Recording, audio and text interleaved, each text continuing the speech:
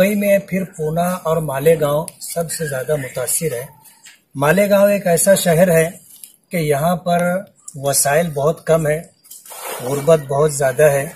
लोग 12 bye 15, 15 bye 20 के, 12 bye 20 के, 12 बाय 25 के मकानात में रहते हैं और ये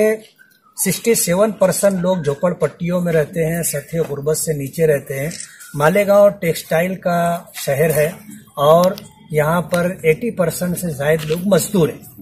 ऐसे हालात के अंदर मालेगांव में इस महामारी की वजह से जो हालात पैदा हुए वो सबके सब पूरे देश के सामने है कि आज 700 के करीब यहाँ पर जो है पॉजिटिव मरीज हैं और करीब 40-42 लोग जो है ये कोरोना वायरस से मुतासिर होकर के मौत का शिकार हो चुके हैं। ये वो जो पेपर पर है,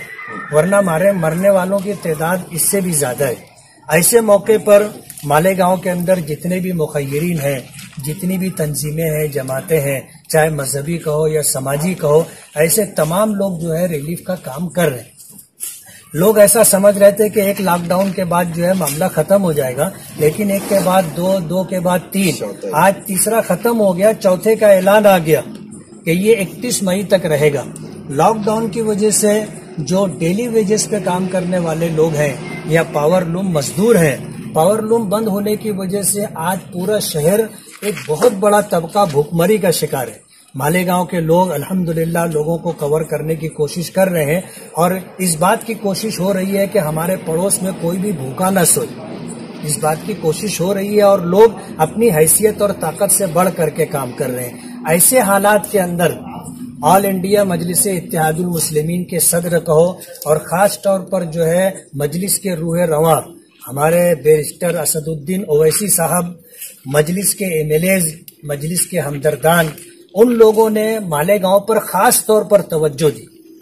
और खुद से उनका फोन आया। बात हमारी हुई थी लेकिन फिर से खुद से उनका फोन आया कि 2000 किट का इंतजाम हमने किया है और हम वो किट से मालेगांव भेज रहे हैं। ये इस मसले को लेकर के, इस बात को लेकर के मैं अपनी तरफ से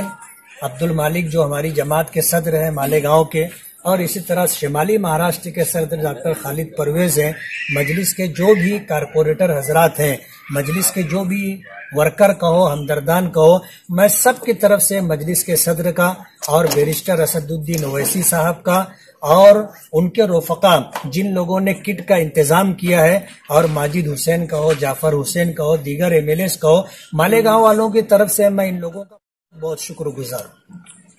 कि ऐसे मौके पर जब आदमी खुद परेशान है, अपने शहर के लोगों को लेकर के परेशान है, लेकिन मजलिस के जिम्मेदारान ने अपनी जिम्मेदारी महसूस की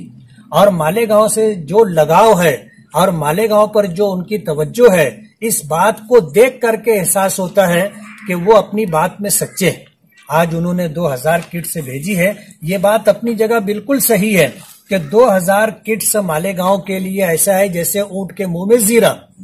लेकिन जाहिर बात है कम से कम जो कर सकते थे उन्होंने वो करके दिया। आज तो कोई भी सियासी जमात कहो, इस मामले में हमें नजर नहीं आता कि उन्होंने मालेगांव की तरफ इस नजर से देखा होगा। ये वाहिद तंजीम है, ये वाहिद जमात है मजलिस जिसने इस बात को अव्वलियत दी। हम दोबारा उनके शुक्रगुजार हैं। और आपने जो सवाल किया है कि ये किट्स है या नहीं, किट्स बना करके उन्होंने भेजी है।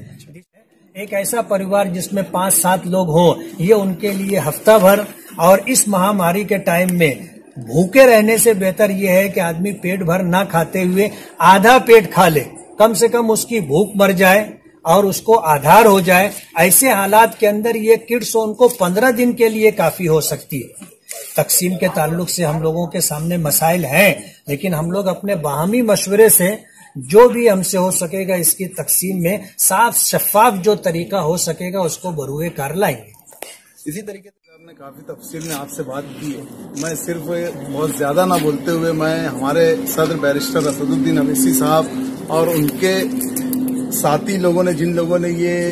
रिलीफ मालेगांव को दी है, हम उन लोगों का पूरी जमात की तरफ से शुक्रिया अदा करना चाहता हूँ।